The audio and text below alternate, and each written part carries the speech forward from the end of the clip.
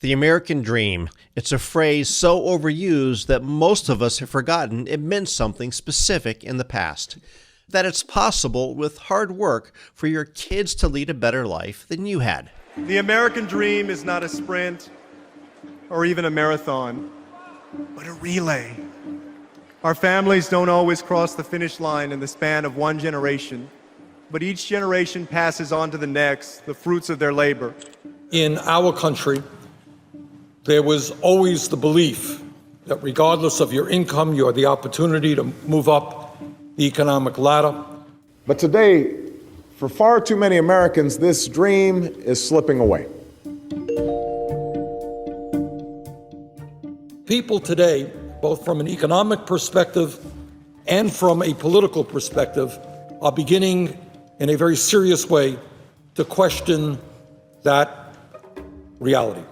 In fact, in a recent poll from NORC here at the University of Chicago, it appears as though most Americans think that that dream is already gone.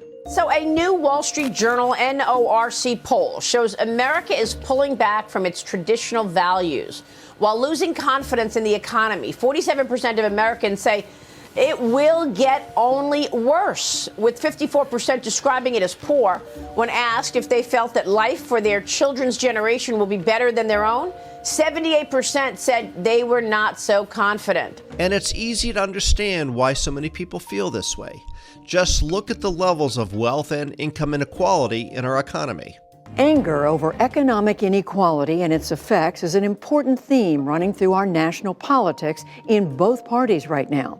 The growing gap between rich and poor Americans is one of the biggest challenges facing the country. Get this, the richest 1% controls more wealth now than at any time in more than a half century. Well, there's been a lot of discussion of inequality. That's James Heckman. He's been an economist at the University of Chicago since 1973. He's one of the founders of the Harris School of Public Policy, and he's also a recipient of a Nobel Prize. His career has focused on the problem of inequality and how to best solve it. What you see is this sorting process that's probably getting stronger and stronger in American society. These community effects, which we typically ignore, peer effects, are playing a major role. And that's what I'm working on. That's if we really want to tackle inequality, we really need to think more about social inclusion. Heckman runs the Center for the Economics of Human Development at UChicago and has dedicated his research career to figuring out what holds people back in our economy and what we can do to help them thrive. He's basically one of the founders of an entire field, the economics of human flourishing. The role of the parents, the role of course, academic education, and peer interactions, the notion of social interactions. That came into economics, but later. If we want to address inequality, we're going to have to understand the science of what leads people to be successful in our economy, and how we can give more people those skills. Heckman believes his research may hold the answers. The positive news was that the interventions seemed to be having a real effect. So then I started studying the interventions, and I went into that area. I read them, and I said, there's hope here. The research over his entire career has all pointed in one direction: the importance of early childhood education. We're building the brains and we're creating the capacities that'll go through and carry you through the rest of your life. Welcome to Big Brains. We translate the biggest ideas and complex discoveries into digestible brain food. Big Brains, Little Bites. From the University of Chicago Podcast Network, I'm your host, Paul Rand.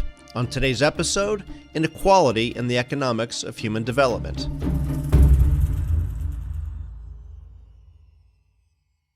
As I look at all of your work, it almost seems like that the concept of this falls under the idea of the economics of human flourishing.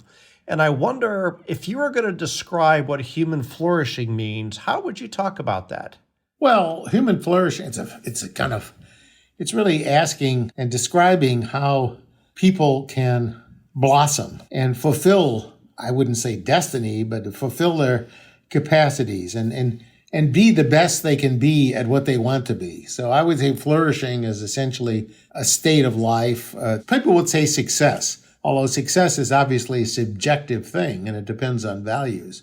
But I would say making use of your talents, making use of your skills, and pursuing your interests, in pursuing the values that you hold dear. So I'm making it sound like some, exhilarating adventure where you're climbing Mount Everest. Could be a version of that, but it's more like, even, for example, a really good automotive worker in a plant where there might be some encouragement for saying, how can I make a better car? Or how can I do a better way at organizing the factory floor or working with my fellow peers?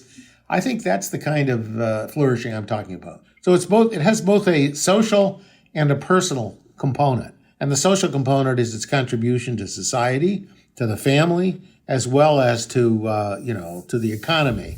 And so it's a larger issue than just personal fulfillment, if you want to think of it that way. Well, you also talk about it in terms of, I guess, this idea of understanding the skills that are needed to be successful in our economy. And I wonder if you can articulate, what are those skills? And I guess, as importantly, how do you study them? Well, the one thing that I learned, I've been an economist now for quite a while, as you can tell. There used to be this concept called human capital. And right. It was a vague term that kind of covered everything. And I remember telling the people, I thought it was a little bit like 19th century ether. They could say, well, it's here, it's there, it's this universal substance. But then we got much more specific in understanding exactly social and emotional skills and how those skills were produced in workplaces, at home, and we can measure those skills. I can give you a list of them, things like executive functioning, the ability to control yourself, and the ability to kind of manage anger, and the ability to kind of remember short-term statements that have just been made, and staying on the task and being resilient. So each of these we understood much greater than we did before. So unfortunately, world banks and large-scale organizations are only slow to get to this.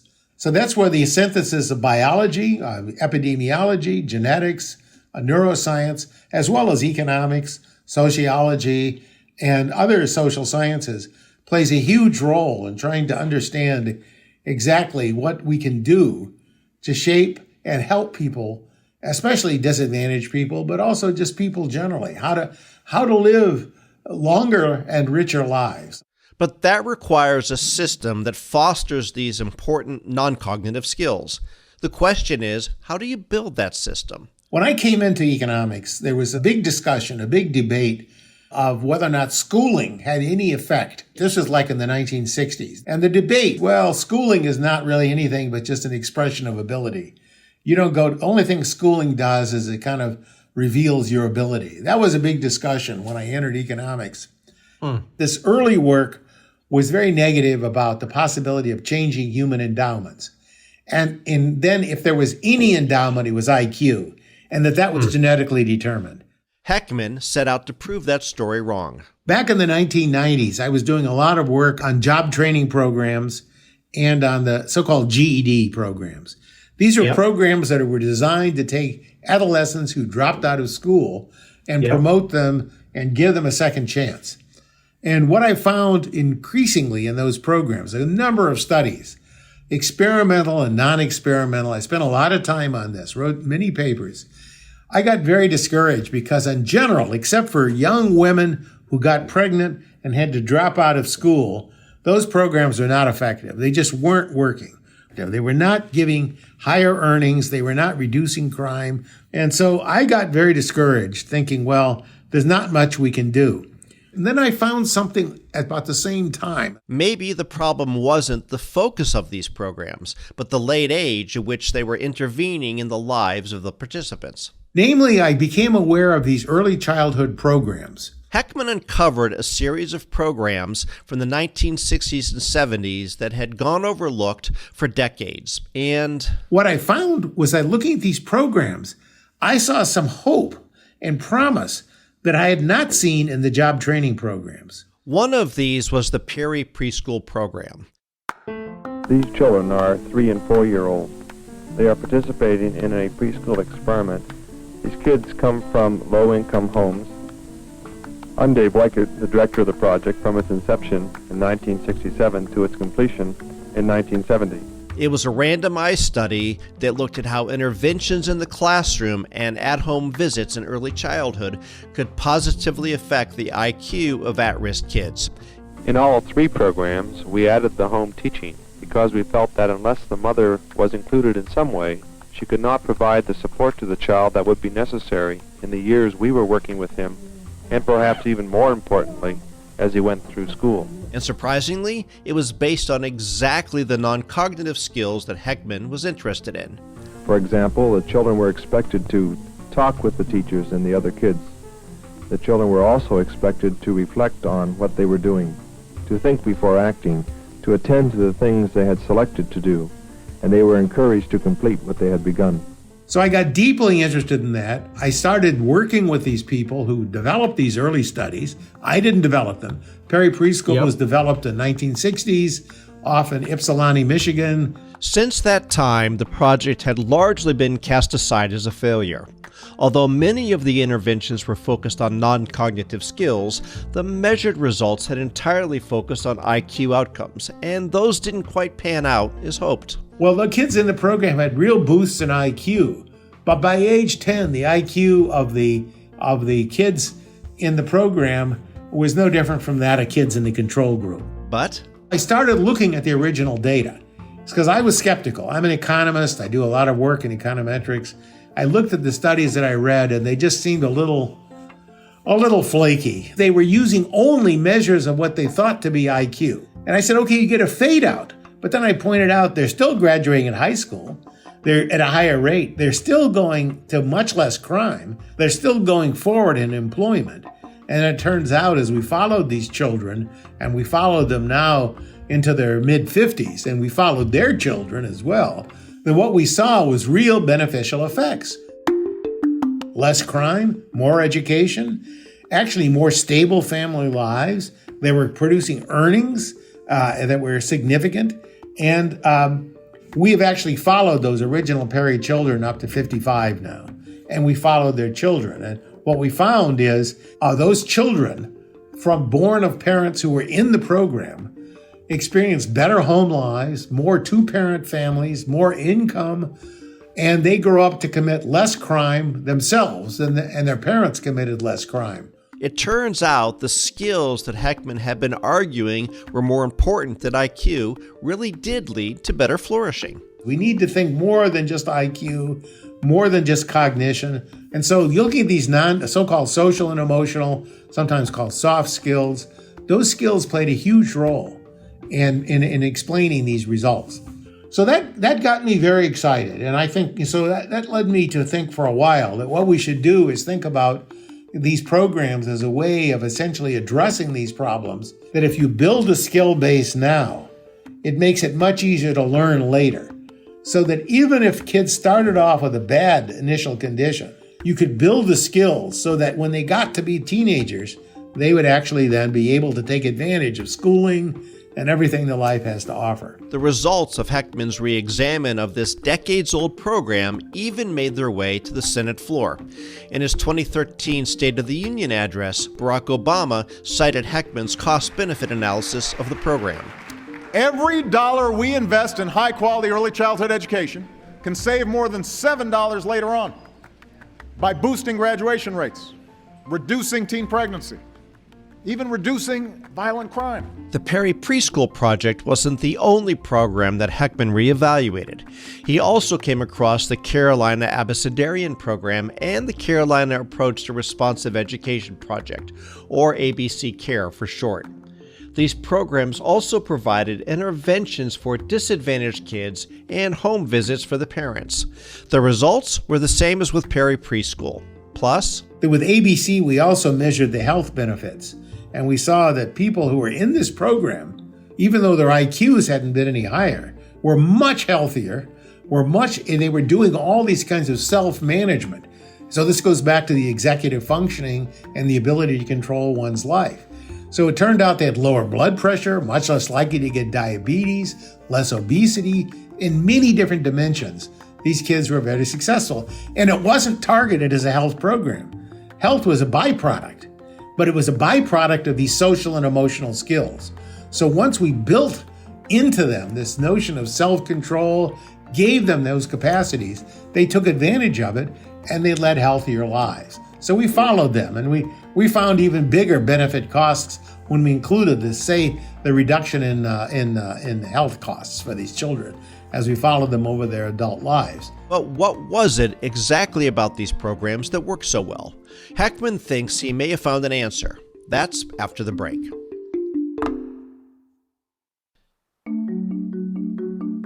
Have you ever wondered who you are but didn't know who to ask? Well, then join Professor Eric Oliver as he poses the 9 most essential questions for knowing yourself to some of humanity's wisest and most interesting people. 9 Questions with Eric Oliver, part of the University of Chicago Podcast Network. The Perry Preschool and ABC Care projects prove the importance of these non-cognitive skills for flourishing in our economy. But with so many interventions going on in the programs, pinpointing what exactly was having the most benefit is difficult. Heckman compares it to the famous story of Madame Curie isolating radium. Think about this the big mystery in 1990, I guess Becquerel found that he put a photographic plate in a drawer and it showed some rays were coming out of this material, this pitch blende. And the question is, what caused the pitch blende to leave those rays? And Madame Curie and her husband isolated radium. In isolating the most powerful causal mechanisms, the radium, of childhood development is important because, as Heckman's most recent work shows, large-scale, expensive government programs without an isolated mechanism don't seem to work. One of the issues I've worked on a lot, that I'm very passionately working on, and I'm trying to understand the full consequence. I wrote some work with a colleague in Denmark, a guy named Rasmus Landerso. What we found was something that staggered me. I was comparing social mobility rates in the United States with that in Denmark. The goal that I wanted to see was how much more improvement in social mobility did we find in Denmark over the U.S., and what we could attribute that to, what part of the Danish welfare state. Denmark has a very full welfare state. So if you go to Bernie Sanders' websites and Hillary Clinton and many people, and I'm talking just Democrats, we're talking people who are in the middle. I bet you Romney would have this as well. And what they say is, look, the Danes have this universal child care. It has access to health, and schooling is equalized in the sense that the disparities that we see in schooling expenditures across geographic areas that are real in the United States are not present in Denmark. That there really is a sense of 100 very generous child care leaves for both father and mother, very generous supplements, all universal preschool, and on and on and on. So it's a very fully funded welfare state, and it very much operates in principles of Max Weber, of egalitarian bureaucracy, that people have equal access, and there's no question they do. But nonetheless, what we found is something that staggered me, and we're still working on. Namely, we found that we looked at the mobility. How much, if you look at the income of the parents, and you look at the later income of the children, how highly dependent they were in Denmark versus the U.S. And you know what we found?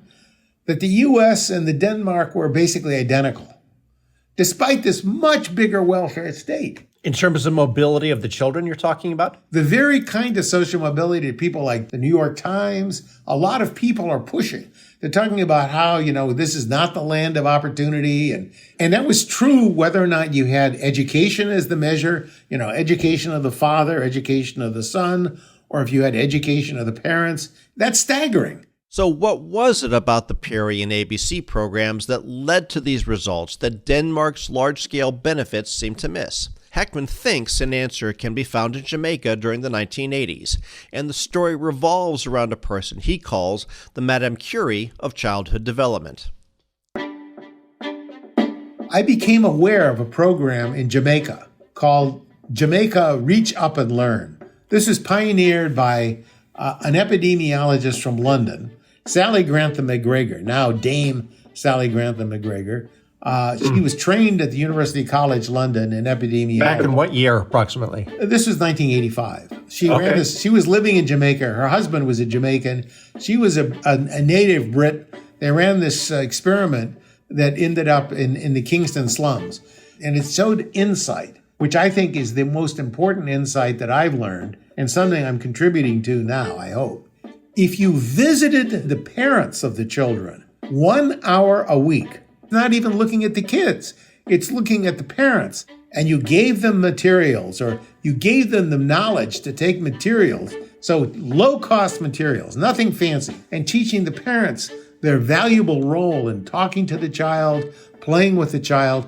So a typical exercise would be, look, make a scrapbook with a kid. And so go out and look at, say, okay, there's Mr. Jones. Mr. Jones is walking down the street with his dog. So draw a picture of Mr. Jones or do this, And so we started, again, this is the same way I wandered into it. I'm the analytical economist. I looked at their data. They hadn't analyzed it very clearly. So we took the data, we co-authored with them. We're still co-authoring with them. And what we found is substantial benefits now through age 35 of the children who were in the program versus those who were not.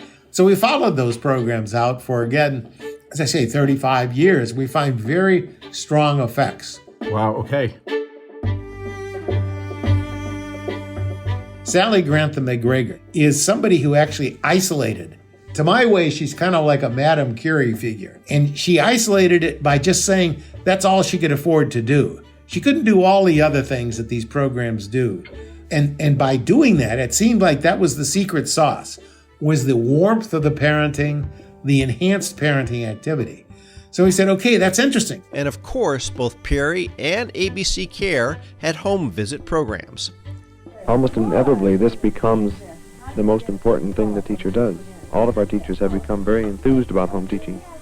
And after getting over the initial fear of getting out of the classroom and out of the safety of the school and into the home and into the mother's domain, nearly all of our teachers have found this the most rewarding part of their work. I realize the radium analogy is probably overstated, but I think it's appropriate. What we came to understand was how, when family life was compromised, skill development and human development was compromised.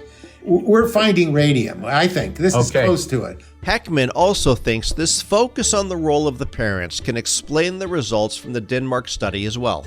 And I'm convinced now, and I'm convinced in the sense I'm working on this with several students here at Chicago and with Rasmus in Copenhagen, that what we're finding is this social process of sorting and peer effects, which is intrinsic to a modern society, is playing a huge role. Namely, that you see more educated people are sorting together, more educated men are marrying more educated women, and therefore, as a result, because men and women are working, and because education produces income, those more educated families are the ones having higher income, and therefore they provide an influence at home on the children that is lacking for the less educated, and that whole communities they sort to. So, now we're getting families that are very unstable. We have a much greater challenge for families, and it's not just in the U.S. It's true in Brazil, it's true in South Africa, it's true in Russia, it's true in a lot of countries. And so what that means then is the challenge is great, asking the school to address the problems that largely originate with the family is asking too much. And I think we just don't accept that. Addressing inequality is a complicated and complex business, and we don't have infinite resources to throw at the problem. Heckman says it's important we use the resources we have in the most cost-effective way. So right now in Chicago, we have something called Educare. They spend $30,000 to $35,000 a year on educating each child. That's per child cost. Very expensive.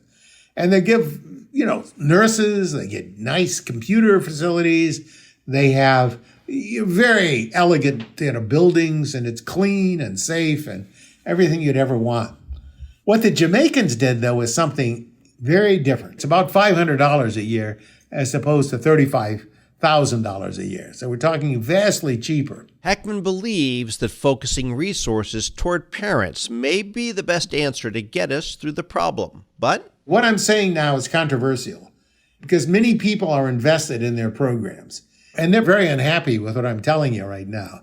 Because I'm saying, look, we can do something on the cheap that you don't need these elaborate technologies for. Believe it or not, when Biden and the group was trying to talk about Build Back Better, I tried to get them to acknowledge that comparison between the U.S. and Denmark. I said, they were really saying Denmark is the model, let's build it.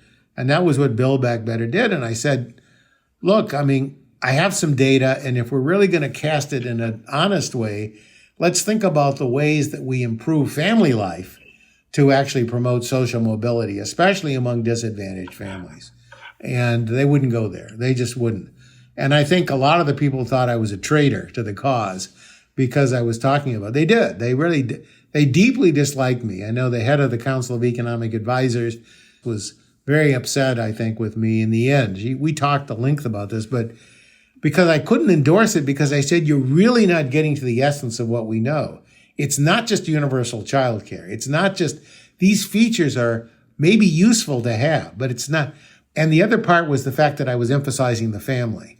And so they wouldn't go that far with me. And so, but I did agree with them. And my own data supported that. I didn't refute my data, that those programs had been effective and that if applied to disadvantaged populations, they would have been effective. So that didn't contradict.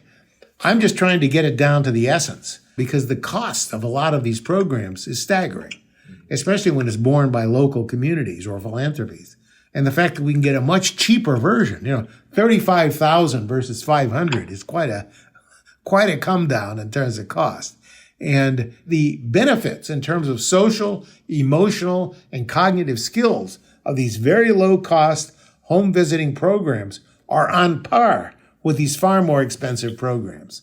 Heckman and his team have been expanding the low-cost home visiting program across the world, most recently in China. So I got to be an advisor with a group in China, China Development Research Foundation. The Chinese were interested in a program that could be effectively targeted in rural China. And we decided, well, we were going to run a version of the Jamaican program in rural China. And in this case, take much finer data collection so we can look at the growth of skills week by week by week. And the home visitors, by the way, are not trained PhDs. They're not MAs. They're not even college graduates. The home visitors are people who have barely more education than the mother they're visiting. They've been trained by more educated people, but they're of those people. One of the biggest dangers when you get into family life is by talking down to people and telling them, here are the superiors teaching you how to raise your kids, and we know better than you. No, this is basically just offering advice. It's always voluntary. It's always respecting people and respecting their authority and respecting that, period. And we also saw that helped introduce the program into Tibet. And so I'm doing a lot of work on these skill growth with a person here named Joe Zinn. So Joe Zinn and I went out to Lhasa. We went out 100 miles west of Lhasa, went out into this area. This is almost a stereotype of what you think of in Tibet. So what we did, we saw the Tibetan visitor. It was amazing. She came in, she worked with the parent, and the parent was very happy. The kid was happy to see the visitor. They would do things. They were singing songs in Tibetan. But it was very, very, we could look down on the yard and the yaks were feeding there. It was all very, very colorful. But it was actually very inspiring because we could see very positive results. But it's early days. We've only gone out 3-4 years. We're going to get a follow-up. They're also bringing this program to Chicago, where it will be called Preparing for Life. We're going out into the so-called back of the yards area in Chicago. So we've raised some money. We're looking to raise other sums to go in. And so we'll do both analytical studies like we're doing in China, where we look at growth profiles, but we're also in development profiles, but also literally working with neighborhoods.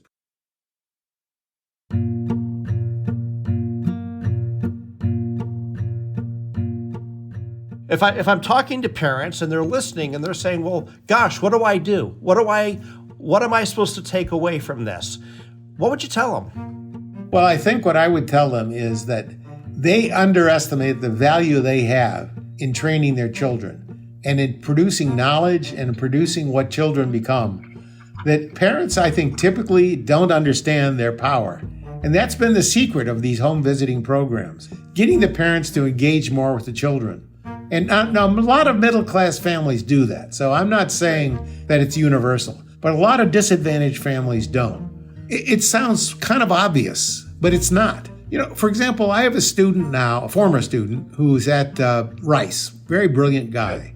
And what he's found and what is that when you ask parents from disadvantaged backgrounds particularly, you know, what do you think should be a normal trajectory for a child?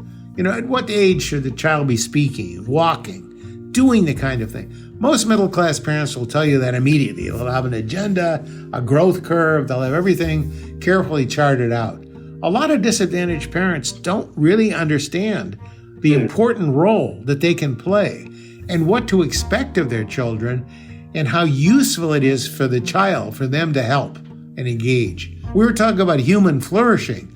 These people are flourishing as parents. They are themselves energizing their role, and they realize they, more than the school, will play the role of helping to improve their children's lives.